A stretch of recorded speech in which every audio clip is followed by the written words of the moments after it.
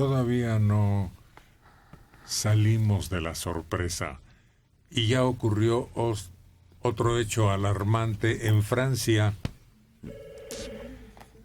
Un comandante policíaco y su pareja en las afueras de París, muertos por un asesino que tomó video del crimen y lo subió a la red. Un jefe policial francés de alto nivel y su compañera, asesinados a cuchilladas en las afueras de París. El atacante, identificado como Larosi Adbala, fue muerto por la policía, que también rescató a un niño de 3 años que estaba en la escena del crimen. El presidente francés, François Hollande, dijo que los asesinatos son indudable acto de terrorismo, los cuales tienen lugar en medio de la reforzada seguridad a raíz de la Europa 2016, que se juega en Francia. Adbala, de 25 años, había sido sentenciado en 2013 a 3 años de prisión por reclutar combatientes para el yihad en Pakistán. El comandante policial de 42 años fue asesinado en las afueras de su casa. Luego del hecho, el asesino entró en la casa, tomó de rehenes a la pareja del oficial, que también era policía, y a su hijo de 3 años. De acuerdo con la reseña, el atacante tomó video del crimen y lo subió a Facebook. La agencia de noticias del Estado Islámico reclamó para ISIS la autoría de los asesinatos. El pequeño menor de edad resultó ileso. Yo pensé que estaba viendo una película. La película donde tienen detenida a la mujer y el policía dice, no la mates, porque he visto como 3 de ese tipo, y al niño con el cuchillo. Y el policía que entrega el arma y que dice, mátame a mí, pero a ellos no. Una película. Lo que es espantoso porque esto es la vida real. Pero el acto, en el fondo, tiene el afán de aterrorizar, de caer dentro del círculo del terrorismo. Claro, Sí. claro. Por el hecho de darlo a conocer universalmente. Por el momento, por la víctima y por el ejecutor. Oye, ¿no desatará esto una fiebre de reacciones en cadena? Sí. Sí, yo no dudo en que no tarden los países en decir, vamos a borrar a ISIS. ¿Dónde está ISIS? En esta región. Pues desaparezcanla del mapa. Pero si ya han hecho el propósito y no han podido. No. Hay algunos que arrastran los pies, por ejemplo, Turquía. Claro. Pero es que además este tipo de casos, aunque fueran hechos aislados, o sea, el loco que mata a un policía y a su esposa. Digo, aquí cuántas veces no lo hemos visto en México. El hecho de que ISIS pueda tomar eso, aunque no haya sido su miembro y que se adjudique, ya tiene una repercusión exponencial. Que eso es lo grave, porque entonces lo que creas es exactamente el fin del terrorismo, provocar miedo. Pues no miedo, sino el deseo de tomar venganza. De los gobiernos, pero De la los sociedad gobiernos. entonces ya empieza a vivir en la zozobra. O sea, por ejemplo, en Orlando yo me imagino que pasarán igual que en París. O sea, en París tú tienes que retomar tu vida como siempre que sucede una tragedia, a nivel personal o a nivel social. Tienes que seguir. Si hubo un temblor y murieron muchas personas, pues tienes que volver a sabiendas de que en cualquier momento puede volver a suceder. Pero sí siembras una zozobra que desestabiliza, que encona, que provoca, empiezas a crear sentimientos que quizá trataste como sociedad de evitar, que era la intolerancia. Yo no creo. La sociedad se voltea de una manera sorprendente. Los ataques en el Bataclan, en los bares en Francia, Bueno, al poco tiempo ya estaban funcionando como siempre, porque la gente sale otra vez a la calle, la gente reacciona, no se deja. Sí, al revés, eso yo pienso que los une. Bueno, las muestras ayer de solidaridad en Corea, en países que yo decía, bueno, ¿dónde está ese país? Australia. Bueno, pero el terrorismo llega hasta los gobiernos, que son los que están apurados ahora, tratando de imponer mejores sistemas de vigilancia. Claro. A eso sí, todos los que tengan que ver con la seguridad se ponen de puntitas. Los aeropuertos, las aduanas, los cuerpos de seguridad. Y buscar la forma de, precisamente con drones o con lo que sea, aniquilar jerarcas de esta organización. Esa es su venganza. Mencionaban que una de las fortalezas que ha tenido estos grupos, porque Rusia en particular ha atacado ciudades en donde se han establecido con sus reales, estos de Daesh, que es el grupo, ¿no? Que en realidad ni se le debería de llamar Estado Islámico, porque no es un Estado como tal, sino que se han ido apoderando y bueno, su fortaleza ha sido las redes sociales y el Internet en la actualidad. ¿Por qué? Porque difunden muchas de sus ideologías alrededor del mundo. Entonces, han ido capturando la atención de gente resentida, de grupos en especial que se quieren identificar con algo. En especial son jóvenes que siguen a distancia muchas de sus creencias y de sus reglas y se sienten pertenecer a un grupo importante que va a trascender. Y por lo mismo es de que están dispuestos a lo que sea. Fue llamativo que antes de lo que ocurrió en Francia, hubo una película que se llamó Hecho en Francia, en donde hasta aclaran, esto fue filmado antes de los ataques, y en donde describen cómo gente perteneciente a la sociedad, ahí nacieron, ahí crecieron, se empieza a identificar con esos grupos terroristas, algunos solo por entretenimiento, otros por resentimiento, y aparece el líder, ¿no?, que dice estar recibiendo órdenes de alguien más lejano y poderoso. Al final resulta que actuaba en solitario. Hay que averiguar qué es lo que pretenden estos grupos a los que llamamos terroristas.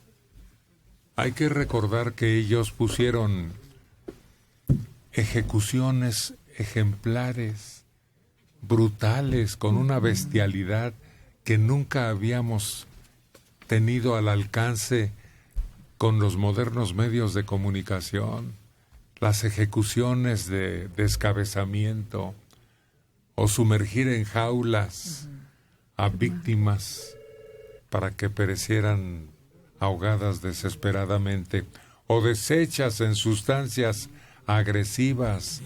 ¿Qué pretenden esos grupos extremistas? ¿Por qué no darles su lado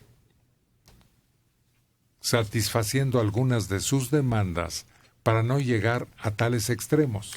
Es que sus demandas es la desaparición de Israel, por ejemplo. Es una. ¿Qué otra sería? Que Occidente abandone totalmente las costumbres licenciosas, que permita el libre establecimiento de estados islámicos en Occidente. No, son peticiones que no pueden aceptarse. Está faltando los intereses económicos que se mueven dentro de estos grupos. Ocupan un territorio que sigue siendo valioso. Cuando aquel célebre Yasser Arafat por fin fue reducido y se le permitió el ingreso a organizaciones mundiales, la situación bajó de temperatura. Sí, porque ha habido, durante muchos años hubo la posibilidad de tratar de entenderse entre palestinos e israelíes. Entre ellos, Yasser Arafat lo intentó, pero hay demasiados grupos radicales aún dentro de lo que son las estructuras de gobierno. Hemos visto las respuestas, por ejemplo, de Israel muchas veces es de una virulencia absoluta, y no de grupos que no, sean ajenos al gobierno, del propio gobierno. Y pues la contraparte igual. Entonces, a Israel no le cayó nada bien que se le diera un reconocimiento o que se reconociera la lucha de Arafat y de lo que hacían los palestinos en esa región. Pero todo viene de incluso más atrás, porque recordemos que cuando se crea el Estado de Israel en el 48, pues llegaron a imponerlo ahí donde estaban los palestinos de tiempo atrás también. Entonces, yo creo que es uno de esos conflictos que permanecerá siempre.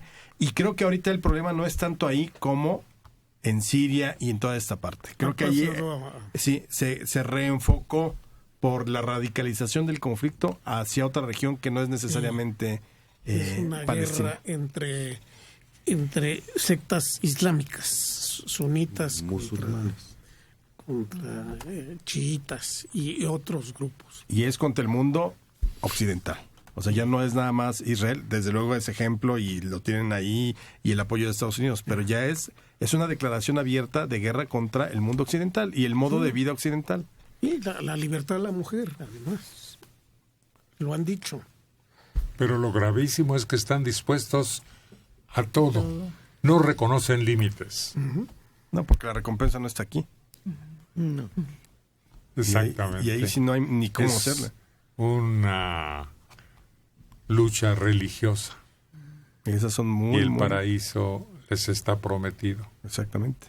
Si no, no es la recompensa de, bueno, vas a tener un pedazo de tierra y una parcela para sembrar y ser feliz. No, yo estoy dispuesto a dar mi vida porque a mí me espera una recompensa en lo que es más importante, el espíritu, la resurrección o lo que quieras llamarle, pero no está aquí. Por eso no tiene nada que perder. O sea, ahí sí no tiene nada que perder. Hay una curiosidad en la Torre Eiffel.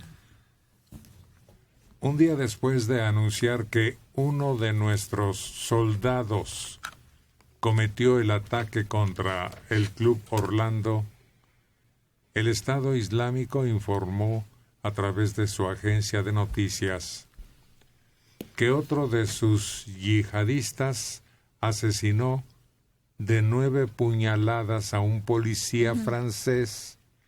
Se atrincheró después en la casa de la víctima con su mujer y su hijo. Horas después, la casa fue asaltada por agentes antiterroristas y abatieron al agresor, pero solo pudieron rescatar ¿Algo con más que vida quiera agregar? al niño de 3 años del policía Ándale, y su hasta luego, pareja. buenos días. El agresor ha sido neutralizado por las fuerzas de intervención de la policía que han demostrado, dijeron, tener mucha sangre fría y gran profesionalismo y que han salvado la vida del pequeño. Mientras tanto, la torre se iluminaba con los colores del arco iris para rendir homenaje a las víctimas de Orlando. Pero una parte de trabajadores de la Torre Eiffel decidió sumarse a la jornada de huelga nacional convocada para este martes en toda Francia. Están contra la reforma laboral del gobierno. La sociedad de la Torre Eiffel, que gestiona el monumento, anuncia que a causa de esto, la dirección se vio obligada a cerrar los accesos a la torre, el monumento de pago más visitado del mundo. Radio Centro, buenos días. Explican que todos los empleados de la torre se sumaron a la huelga. Que no todos, perdón, corrijo. Explican que no todos, pero sí los suficientes como para que las condiciones de seguridad y de recepción del público no puedan ser las adecuadas. Se trata de la segunda vez que la torre cierra debido al movimiento de huelga contra el proyecto de ley de esta reforma laboral. El pasado 31 de marzo la torre también cerró. La torre recibió solo el año pasado, según los datos, 7 millones de visitantes. Se promedia cada día la llegada de 15 a 20 mil turistas.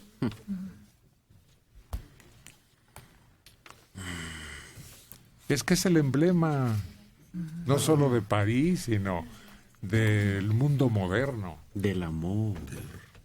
Francia. Sí, puedes ir a Francia y no ir a los museos, pero vas a la torre. Vas a la torre, aunque sea a verla por afuera. Ujú.